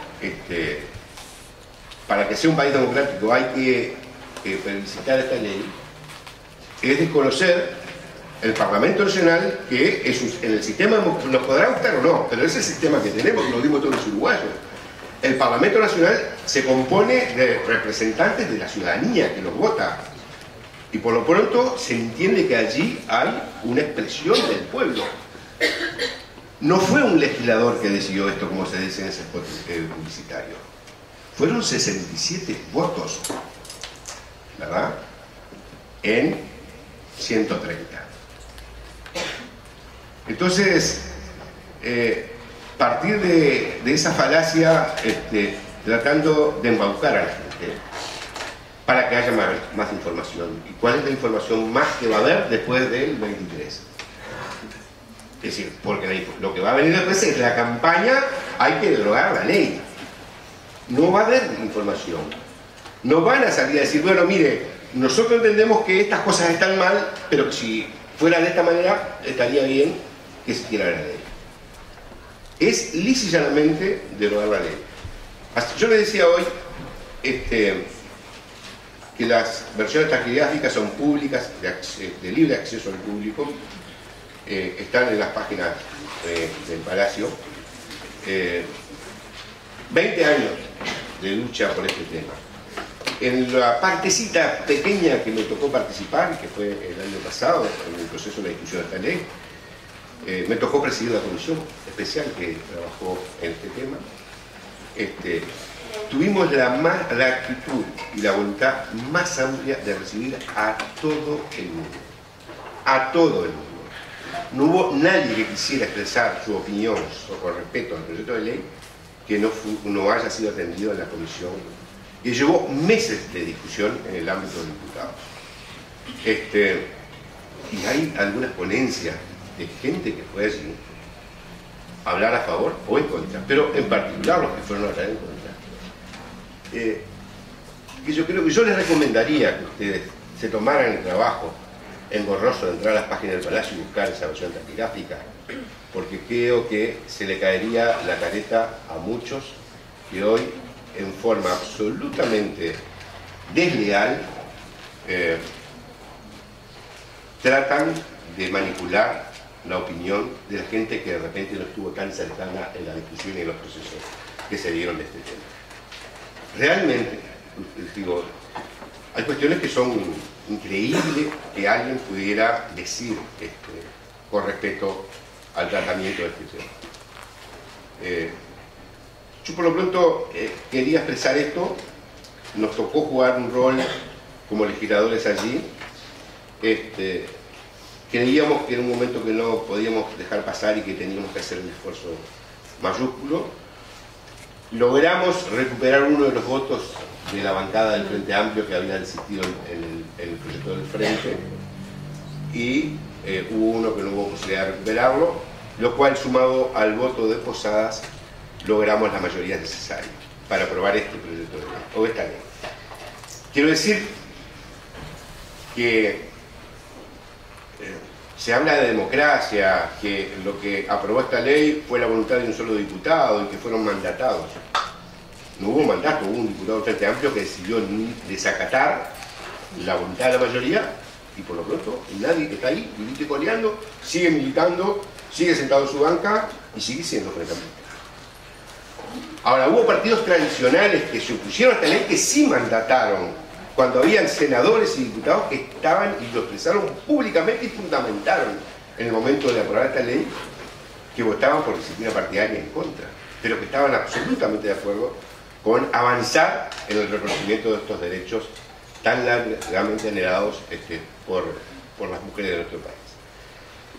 Entonces, todos estos son elementos que yo creo que no pueden estar ausentes a la hora, lo que se dijo hoy, el análisis de cómo se han venido dando los hechos a partir de la aplicación y previo a la aplicación de esta ley, cuál es la situación anterior y cuál es la situación a partir de la vigencia de la misma. Hay dificultades sin lugar a duda. Ahora, habilitar con nuestra concurrencia este fin de semana a que se convoque una consulta popular, primero creo que es poner a nuestro país a disponer de recursos económicos que son realmente importantes, y perder el tiempo, hacernos perder el tiempo. Yo estoy convencido de esto, creo que no podemos quedarnos impasibles. Alejandra decía algo y yo lo comparto, que creo que las agendas, tanto ya sea sociales, políticas, si no tienen gente peleando por esas agendas, no tiene sentido. Si se cae por sí solo, no se sostiene en el tiempo. Y realmente, hoy por hoy, las organizaciones no tienen el poderío económico como para hacer una contracampaña a la campaña que hoy está instalada y que realmente, como decía Alejandra, tiene un altísimo costo económico. Yo no tengo duda, yo inclusive me revelaba, decía, tenemos herramientas e instrumentos que obviamente no son de alcance masivo, pero que de alguna manera tenemos que tratar de utilizar, como era las redes sociales, YouTube, colgar, yo qué sé, spot. En lo que es personal, yo conozco a innumerables personas que son referencia por su tarea comunitaria, por su tarea social, periodística, deportiva, que comparten y apoyan esto. Digo, bueno, busquemos la forma de que también ellos expresen eso. Más allá que no tengamos los medios económicos, pero utilicemos la capacidad, la inventiva que tienen las personas para poder apropiarnos de esos medios de la manera más accesible posible y pedirles que se comprometan en la defensa de esta ley. Porque si no parecería que todos los magníficos referentes que vemos en la televisión y escuchamos en la radio están en contra de la ley y que no hay nadie que defienda esto. Y vuelvo a reiterar a partir de falacias, ¿no? Yo los convoco a eso, a que reflexionen. Seguramente tendrán mucha información ustedes y si no, yo los convoco a que la busquen. Y que no pase desapercibido el 23 simplemente con la actitud de no ir, sino que tengamos la capacidad de transmitir por lo menos algo, si es que algo de lo que hemos dicho hoy sirve y ustedes razonan que es lo correcto, para compartir con nuestros amigos a través de todos los medios posibles y que utilicemos todos los medios posibles para que los uruguayos no sean manipulados partiendo de la base que todos tienen una actitud de actuar correctamente. Eso es lo que quería compartir con ustedes esta noche. Seguramente tenemos mucho por seguir trabajando en estos temas.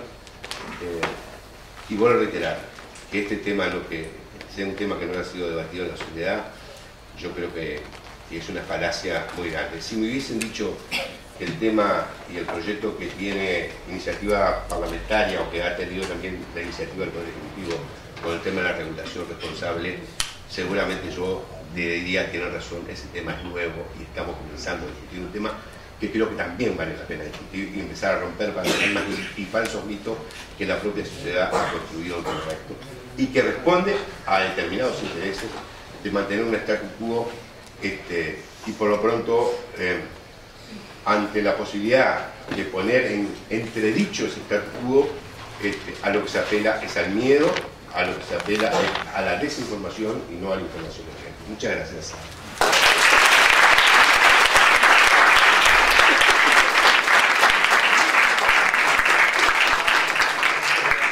Bueno, de nuevo muchísimas gracias al diputado Juan Carlos Sousa. Ahora vamos a estar respondiendo a las preguntas que surgieron desde ustedes y bueno, comenzaremos. La primera pregunta refiere a si hay otra instancia de decisión después del 23 de junio. Quien quiera contestar, porque no está referida a nadie en particular. La Constitución de nuestra República establece que esta vía de recursos, hay dos tipos de recursos, el de la vía corta y el de la vía larga. El de la vía corta, que es que apelaron quienes pretenden derogar la ley, implicaba juntar un porcentaje menor de firmas, que eran algo así de 50 y algo mil firmas, que habilita a que la Corte Electoral, presentada y constatada la validez de la firma, convoque a una consulta de carácter no obligatorio a el padrón electoral del país. Si el 23 esa consulta alcanza el 25% del padrón electoral, esto es 560 y pico de mil votos, la Corte automáticamente está obligada a convocar un referéndum y allí sigue en esa instancia de carácter de participación obligatoria. Eso es lo que va a pasar. Si llegaran a alcanzar el 25% que establece la Constitución, habrá una segunda instancia de carácter obligatoria, y si no, allí se muere este tema y no hay posibilidad alguna de presentar ningún tipo de recurso, porque aparte la Constitución establece que tiene que ser dentro del año de haber sido aprobado el proceso. Otra de las preguntas que surge es ¿cuáles son las causas más frecuentes por las que las mujeres deciden interrumpir el embarazo? Y también se podría decir si luego de realizado el aborto se realiza un seguimiento de la persona que haya decidido abortar. Esas par de preguntas surgen. No sé quién prefiera contestarlas. ¿Está prendido? Es que en el lado está prendido.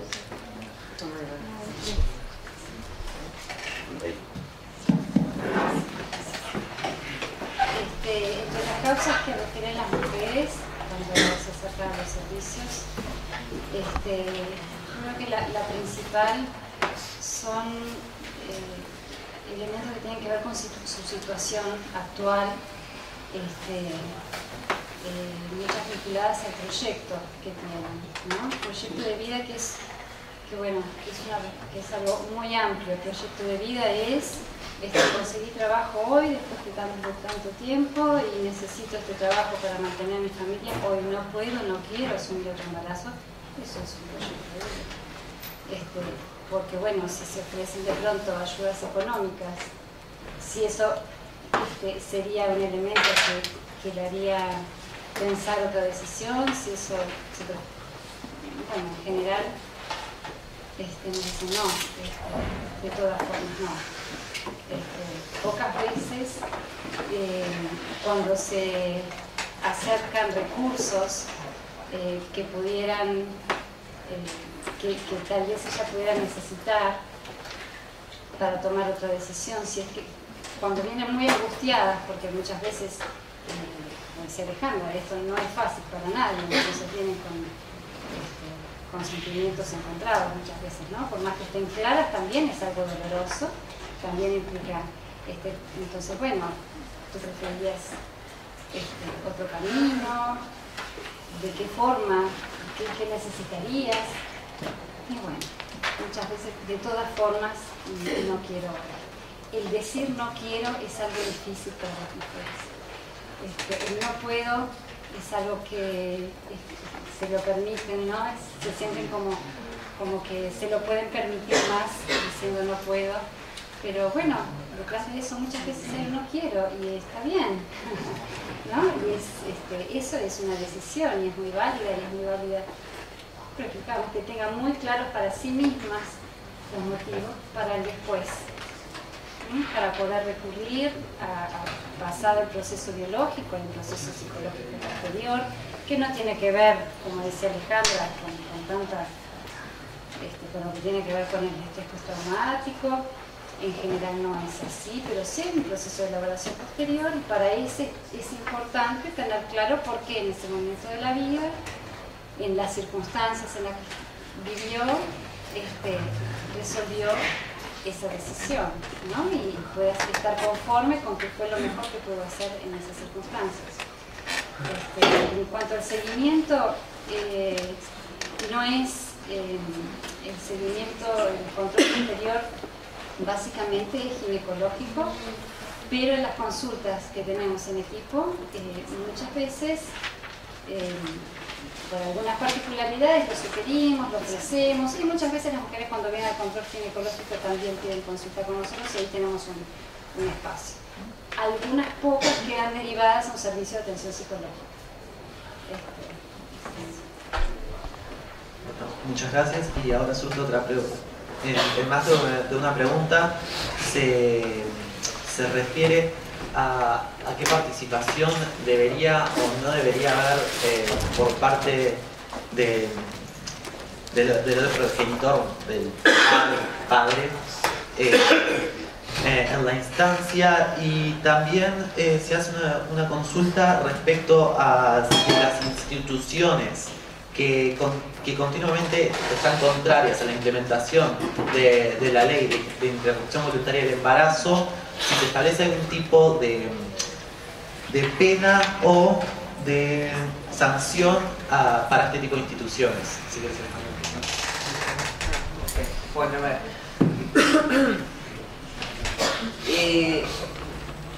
Respecto a... Voy a responder las preguntas estas. Primero voy a decir una cuestión que me quedé sin decir y que tiene que ver con algo que dijo Kiko.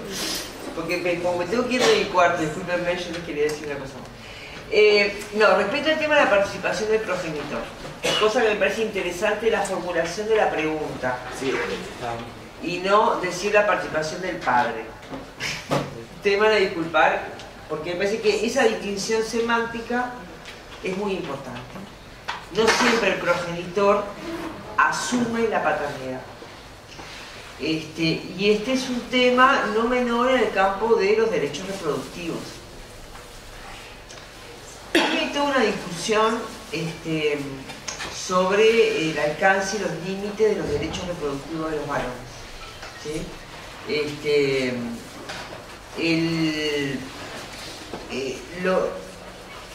La reproducción es un asunto relacional, de alguna manera, digo, porque incluso con la tecnología de reproducción asistida, hoy una mujer puede o podría acceder a un embarazo mediante reproducción asistida sin que estuviera mediada por un vínculo sexual o amoroso con un varón. Obviamente que se necesita de la participación de un esperma, si no, no hay reproducción. La reproducción es relacional, pero el tema, y esto tiene que ver con parte de la diferencia entre los hombres y las mujeres, es que la reproducción, por lo menos hasta hoy, hay algunas experiencias muy puntuales, pero la reproducción se cursa en el cuerpo de las mujeres. Esto hace a una diferencia no solamente biológica, afectiva, simbólica, cultural, de la relación con el producto de la gestación, y allí yo creo que una cuestión es alentar la participación del progenitor que asume la paternidad en el proceso de la toma de la decisión, y que obviamente lo deseable es que esa decisión sea una decisión compartida, acompañada de mutuo acuerdo y demás. Otra cosa es decir que si no media un acuerdo, la mujer no puede tomar la decisión. Porque si así fuera, estaríamos colocando a esa mujer a una maternidad forzada, a continuar con un embarazo que no quiere para respetar el derecho del progenitor. ¿Se entiende?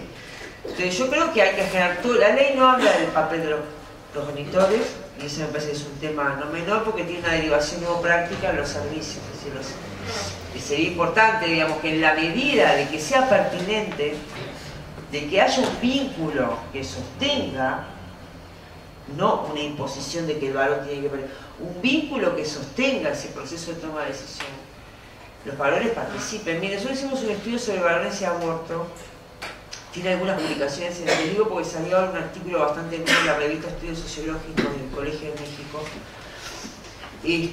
donde entrevistamos a varones que habían participado directamente del proceso de toma de decisión, porque eran progenitores o eran padres de adolescentes o de mujeres jóvenes, o eran amigos muy significativos que acompañaban el proceso. Claro, son lugares distintos, el ser amigo, el ser progenitor, que ser padre de, pero todos tienen un vínculo muy fuerte con la mujer en esa situación histórico y con el proceso de toma de decisión.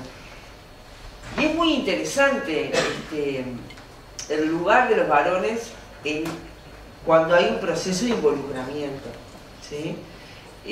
Yo creo que fortalece mucho cualquier decisión que se tome, ya sea la de continuar o la de finalmente interrumpir ese embarazo. Ahora, yo siempre lo pongo en condicional la participación del varón, porque creo que también se ha utilizado muchas veces ese argumento como un argumento que limita el derecho de las mujeres. Yo creo que la participación del varón en todo caso debe reforzar una decisión conjunta que no esté sostenida sobre la relación desigual de poder y que por lo tanto sea una decisión impuesta por parte de un otro, sobre el cual además luego no va a cursar el embarazo en su cuerpo, y esa es una diferencia. ¿Qué vamos a hacer? Es así, por lo menos por ahora. Esto puede cambiar también, pero hoy por hoy la historia humana es así. Y esa es la diferencia con el empleo, esa diferencia en la crianza, en el apego, hace la diferencia, no es ni bueno ni malo, es diferente, punto. Lo segundo con respecto a las instituciones es que, Kiko lo puede decir mejor, en realidad no está previsto, por lo menos por ahora, hasta donde yo tengo entendido en la reglamentación de la ley, sanciones a las instituciones que no cumplan. Esto es una función de la JUNASA, en realidad, la Junta Nacional de Salud, que es el organismo que hace la rectoría del Sistema Nacional Integrado de Salud. La JUNASA monitorea el cumplimiento de todas las prestaciones de salud, incluida por supuesto esta que tiene que ver con la prestación del sistema. Y hasta donde yo tengo entendido, por lo que nos ha comentado Galo, el presidente de la JUNASA, Luis Galo, hasta el momento no hay medidas sancionatorias para las instituciones que no cumplan con el procedimiento. Pero en realidad no cumplir con el procedimiento es no cumplir con una ley, algo que él decía. Acá no es un tema de voluntad, tengo ganas o no tengo ganas, quiero o no quiero, es una ley.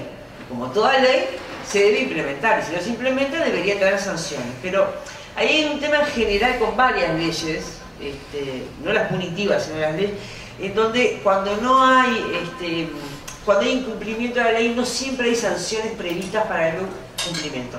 No se cumple la ley de salud sexual y reproductiva, voy a poner un ejemplo, la 18426, no hay DIU en las mutualistas, por poner un ejemplo, y en realidad no hay sanción. Y debería haberla. Es decir, si uno mira, ahí hay un tema que en todo caso él puede dar más cuenta, pero me parece que hay un tema que tiene que ver con la implementación de las leyes y las medidas sancionatorias cuando no se cumplen. Yo quería hacer un último comentario y tiene que ver con algo de lo que dijo Vivo, me pareció importante decirlo respecto al discurso de la campaña a favor de la consulta del 23.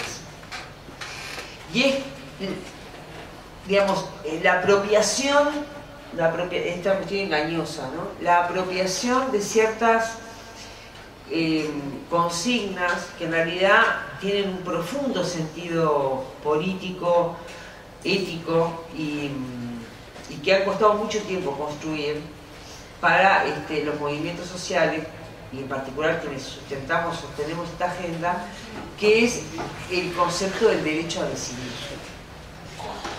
Que no sé si ustedes se han dado cuenta que es lo que se utiliza ahora para invitar a votar el 23. Con una expropiación de una consigna que ha tenido que ver históricamente, no solamente en el mundo, con el reconocimiento de las mujeres como sujetos con capacidad para tomar decisiones sobre su sexualidad y su reproducción. Es un concepto que tiene que ver con el reconocimiento del derecho y la redistribución del poder, de que esa capacidad de toma de decisión históricamente había sido usurpada a las mujeres como sujetos tutelados, históricamente. Ustedes son generaciones muy jóvenes, en realidad hay cosas que ya por suerte están construidas, pero hablen con sus abuelas, bisabuelas, no vayan muy lejos, para darse cuenta de que los derechos que hoy están como, entre comillas, naturalmente, en realidad fueron largas luchas y que las mujeres no siempre han tenido el derecho a decidir sobre muchos asuntos, no solamente sobre su corporeidad y su vida sexual y reproductiva, sobre muchos asuntos de la vida política y pública. Entonces, el uso de esa consigna me parece que tiene que ver justamente con la expropiación de un mensaje histórico del movimiento social de mujeres. A mí me parece que es muy inteligente, digamos, de alguna medida, pero es un robo, ¿no? Es un robo de consigna y hay que decirlo. Yo no tengo problema de decirlo porque tiene una genealogía también. Y como en otro momento también utilizaron, y eso es interesante cuando uno está muchos años metido en un debate y dándole seguimiento, en el año 2003, de repente, cuando, claro, la muerte de mujeres por aborto era escandalosa, el hecho de que hacía referencia Ivana, era escandalosa porque cualquier muerte materna es inaceptable, porque es evitable, por eso es inaceptable, porque es evitable, porque da cuenta de la falla del sistema para que esa muerte ocurra. No pasa con cualquier otra muerte. Hay algunas muertes, tipos de muerte, la muerte materna es una de ellas, y por eso es uno de los indicadores de desarrollo humano más importantes de los países, de las cosas que más se miran a nivel internacional. La muerte materna es por definición una muerte evitable. Que apareciera en un contexto además de profunda crisis socioeconómica del 2000-2002, se despegara la muerte de mujeres por aborto inseguro y clandestino, era inaceptable, ¿sí? En ese momento, el discurso de quienes abogaban en contra de cualquier cambio de lo que fuera, pasó a ser salvemos a los dos. El discurso salvemos a los dos, es decir, a la señora y al proceso del embarazo, el embrión, feto, fue un discurso que apareció en el 2002. Hasta el 2002 no apareció ese discurso. Era derechos contrapuestos. Esta falsa oposición entre los derechos del embrión y los derechos de la mujer, ¿sí? Cuando ese argumento empezó a caer por su propio peso, el giro argumentativo fue a, bueno, no es que nosotros queremos que las mujeres se mueran, no queremos que las mujeres se mueran, porque en un determinado momento hay que salvar el feto, y si la mujer se muere, que se muera. Y es lo que ha pasado hace, bueno, tantas veces, ¿no? Pero hace poco en Nicaragua, ¿no? Con el caso de Beatriz fue. Es decir, hay fundamentalismos que sostienen, y bueno, el bien preciado es el embrión. Y si se tiene que morir, que se muera la mujer. Hasta que no hicieron un cambio para flexibilizar el discurso, porque no se lo llevaba prácticamente nadie ese discurso. Y comenzaban a trabajar sobre la idea de salvemos a los dos. Claro, salvemos a los dos se sostiene sobre el no deseo de maternidad de esa mujer y el que esa mujer, su cuerpo sea el envase de un proceso de embarazo, como si esto fuera una cuestión mecánica, biológica, que no genera nada, desde el punto de vista subjetivo, afectivo, nada, cursado un embarazo, como si fuera lo mismo que ir al shopping.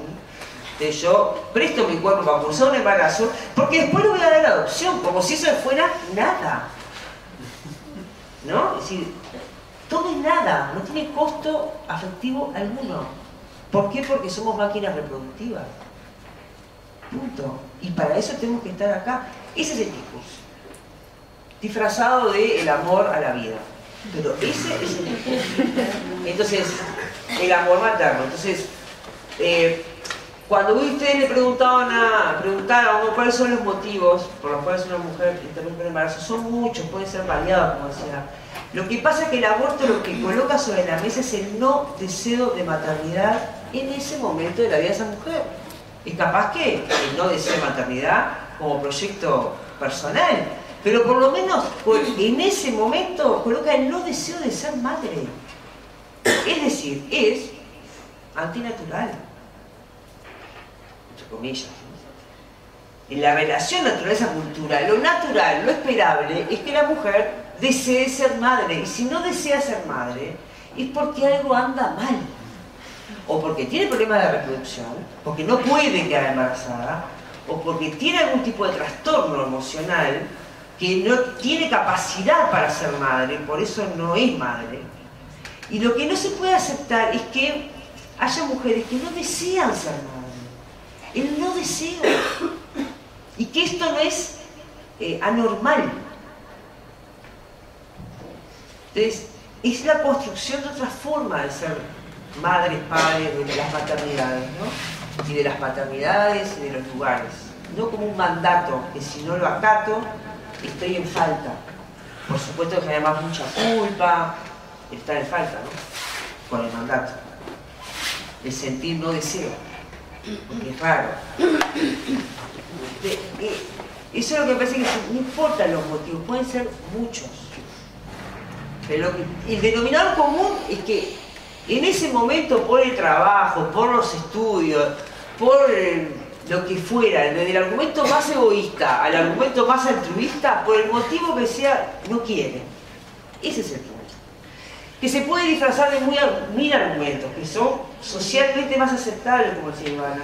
Y bueno, decir que económicamente no puedo, decir que no sé qué. Y sí, me van a aceptar más a que si digo que no quiero. Porque si digo que no quiero, soy mala. Soy una mala mujer porque no cumplo con ese mandato. Entonces, ese es el nudo. Por eso genera tanta controversia, tanto malestar, tanta discusión, porque en el fondo estamos hablando de eso. Y no es un tema para nada menor. Un tema central en la vida de la sociedad. Bueno, gente. Una acotación que me parece que va en el subsidio de que acaba de plantear Alejandra. La ley mejor dicho, el Código Penal establecía algunas condiciones que habilitaban la maniobra. Una de las causas, miren ustedes, para alcanzar a comprender cuál es la lógica que tienen algunos que no quieren que esta ley esté vigente y que por lo pronto quede vigente lo que estaba en el Código Penal. Una de las causas que el juez podía autorizar la interrupción del embarazo, entre otras, una de las causas era si ese embarazo hubiese sido fruto de la violación o atentara contra el honor del marido. El honor de la familia. ¿Verdad? Bastaba que el hombre alegara que estaba atentando contra su honor ese embarazo para que el juez habilitara a más allá que la mujer lo quisiera tener, ¿no?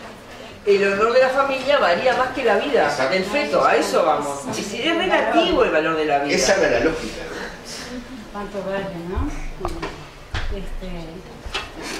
No sé, Estamos intentando hablar mucho de las faltas. Ahora están hablando mucho de las faltas y el peso penal y todo eso punitivo. Y, o sea, es ilegal, es contra la ley ir el domingo y decir y manifestarse o hablar con la gente o algo, ¿no?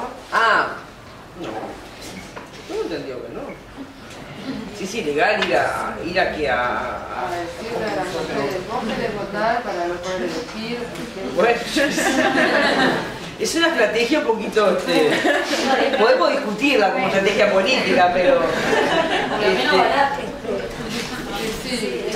y en cuanto a la plata que desembolsan, yo un día estaba saliendo de acá y me encontré con unas muchachas que estaban repartiendo volantes a favor de la vida y me invitaban a sumarse y yo me quedé mirando para ver que eran 4 gatos locos, pero eran muchos más de lo que yo pensaba, muchos con terrible infraestructura, todos con la camisita, sí, y todo con, o sea, y tenían una cara importante de costados,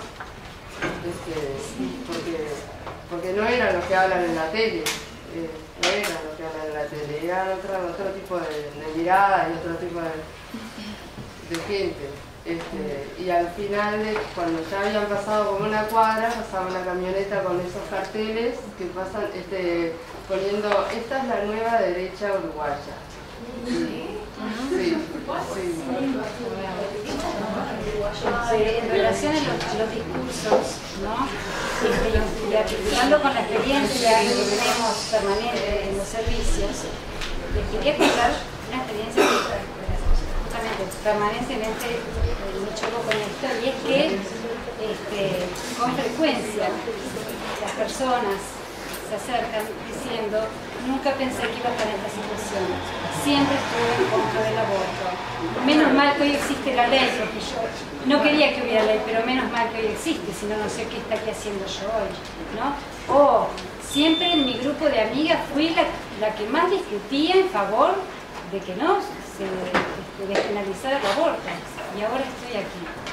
O sea, esto va más allá de estar a favor o en contra. Esto no tiene colores, no tiene posturas. Estos son circunstancias de vida donde a veces es necesario un marco digno, legítimo para transitarlo, ¿no? Pero es semanalmente, ¿no? Yo pienso, si estas mujeres hablaran, ¿no? Porque ahí hay una voz que no se escucha. Y eso quería compartir. Bueno, muchas gracias a los tres. Un aplauso, por favor.